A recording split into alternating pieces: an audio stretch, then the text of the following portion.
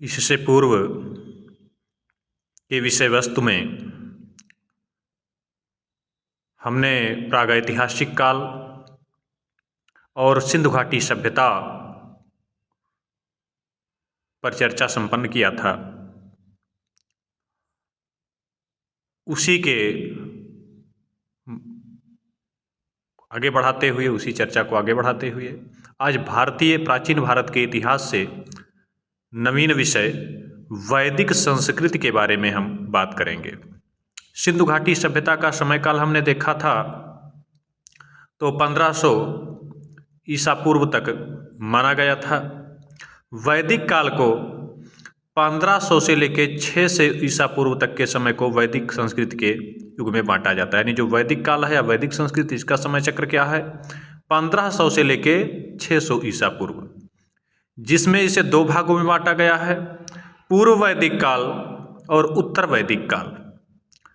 1500 से 1000 ईसा पूर्व के समय को पूर्व वैदिक काल के नाम से जाना जाता है और 1000 से 600 ईसा पूर्व के समय को उत्तर वैदिक युग में रखा जाता है।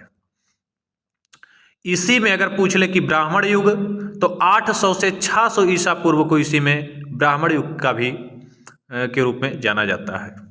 आते हैं हम एक एक कर कुछ महत्वपूर्ण प्रश्नों पर, कुछ विषय वस्तुओं पर।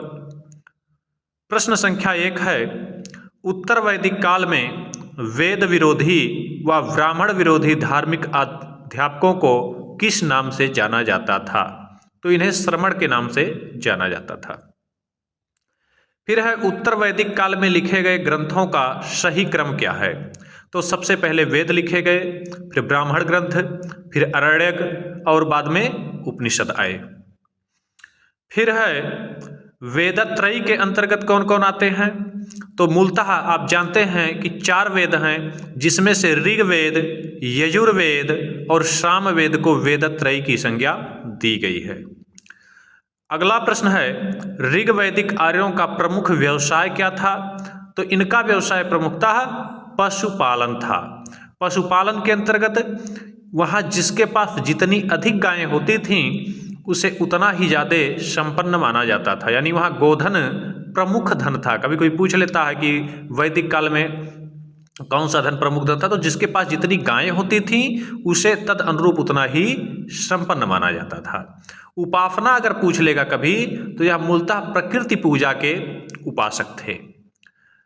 जबकि इसी में सिंधु घाटी सभ्यता में अगर पूछ ले कि प्रमुख व्यवसाय क्या था, तो वहाँ व्यापार हुआ करता था प्रमुख व्यवसाय, जबकि यहाँ पशुपालन है। भारतीय संगीत का आदि ग्रंथ किसे कहा जाता है? तो सामवेद को। प्रथम विधि निर्माता अगर पूछ ले तो मनु। कृष्ण भक्ति का प्रथम प्रधान ग्रंथ अगर पूछ ले तो श्रीमद् भगवत गीता। पूर्व मीमांसा दर्शन के प्रतिपादक अगर पूछ ले तो जैमिनी हो जाएंगे। उत्तर मीमांसा अगर पूछ ले तो बादरायण। इसमें भूलते हैं लोग, इसलिए हमने आगे पीछे इसको रख दिया है। यानी पूर्व मीमांसा दर्शन के प्रतिपादक महर्षि जैमिनी हो जाएंगे, और अगर उत्तर मीमांसा दर्शन पूछ ले तो बादरायण। वैशेषिक दर्शन पूछ ले तो उलूक कणद। न्याय दर्शन पूछ ले तो गौतम। योग दर्शन पूछ ले तो पतंजलि। सांख्य दर्शन पूछ ले तो महर्षि कपिल। फिर अगला प्रश्न है, भारत में लौह धातु के प्राचीनतम साक्ष्य कहाँ से प्राप्त होते हैं? तो अतरंजी खेड़ा से। कर्म का सिद्धांत किससे संबंधित है? तो यह मीमांसा से संबंधित है। वैदिक युग की लोकप्रिय शासन प्रणाली क्या थी? तो गणतंत्र थी। वंशानुगत गणतंत्र अगर पूछ ले तो नहीं, यहाँ मूलतः प्योर गणतांत्रिक व्यवस्था थी, लोकप्रिय जो शासन व्यवस्था थी। तत्पश्चात गद्य व पद्य दोनों में रचित वेद क्या है? कौन सा है? तो यजुर्वेद। यजुर्वेद एक ऐसा एकमात्र वेद है जिसकी रचना गद्य और पद्य दोनों में हुई है।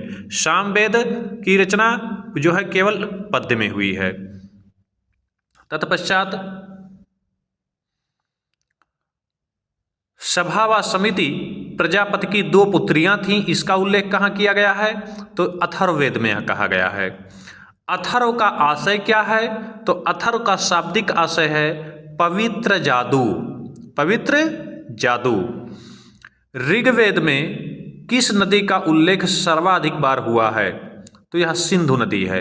अगर यह पूछ ले कि किस नदी का उल्लेख सबसे ज़्यादा बार हुआ है तो सिंधु नदी। और कौन सी नदी सबसे पवित्र उस समय मानी जाती थी? तो सरस्वती नदी। ऋग्वेद का प्रधान देव कौन है? यानी ऋग्वैदिक काल में प्रधान देव कौन था? किसको प्रधानता प्राप्त थी? तो इंद्र को। और उत्तर वैदिक काल में यह स्थान प्रजापति ले लेते हैं। यानी ऋग्वैदिक काल का प्रधान देव इंद्र थे और उत्तर वैदिक काल के प्रधान देव प्रजापति थे। हम यहाँ अगले प्रश्न में नदी और यहाँ आधुनिक नाम, यानी ऋग्वेद में नदी का क्या नाम था और आधुनिक समय में उसे हम किन नाम से जानते हैं, यहाँ से भी प्रश्न अच्छे खासे पूछे जाते हैं। यहाँ अगर हम देखें तो ऋग्वैदिक काल में परुफड़ी, ऋग्वेद में परुफड़ी नदी जो थी उसको आधुनिक समय में हम रावी नदी के नाम से जानते हैं। या एक हम कहें दूसरे शब्दों में कि रावी को ऋग्वैदिक काल में परुफड़ी नदी के नाम से जाना जाता था। जो आज फतलज है उसे ऋग्वैदिक काल में शतुद्री नदी के नाम से जाना जाता था। जो आज चिनाब है उसे ऋग्वैदिक काल में आस्किनी नदी के नाम से जाना जाता था। जो आज व्यास है इसे ऋग्वैदिक काल में विपाशा नदी के नाम से जाना जाता था। तो यहाँ से भी प्रश्न अच्छे खासे पूछे जाते हैं। फिर आगे है ऋग्वैदिक काल से संबंधित मृदुभांड कैसे थे? तो ये मूलतः गेरुवर्णी थे, जिसे OCP के नाम से संक्षेप में जाना जाता है। और उत्तर वैदिक काल में ये चित्रित धूसर हो जाते हैं। यानी जो उत्तर वैदिक काल के मृदुभांड है अगर पूछे तो चित्रित धूसर से PGW के नाम से जाना जाता है। ऋग्वैदिक काल से संबंधित मृदुभांड गेरुवर्णी, उत्तर वैदिक काल से संबंधित मृदुभांड चित्रित धूसर। मनुस्मृति प्रमुखतः है, यानी संबंधित है किससे? तो पूछ ले राज्य व्यवस्था से, विधि व्यवस्था से, तो नहीं, यह मूलतः समाज व्यवस्था से संबंधित ग्रंथ है। अगला प्रश्न है भगवद गीता महाभारत के किस पर्व का हिस्सा है? तो यह भीष्म पर्व का हिस्सा है। अगला प्रश्न है ऋग्वेद के 10वें मंडल का कौन सा सूक्त विवाह समारोहों पर प्रकाश डालता है? तो यह सूर्या सूक्त है। इस प्रकार इस अध्याय को हम ही आज संपन्न करते हैं।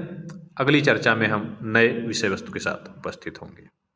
अगर कोई त्रुटि हो कहीं मानवीय तौर पे उच्चारण में या और कोई समस्या हो तो आप कमेंट के माध्यम से रख सकते हैं। आपका कोई प्रश्न भी हो तो आप कमेंट में रख सकते हैं।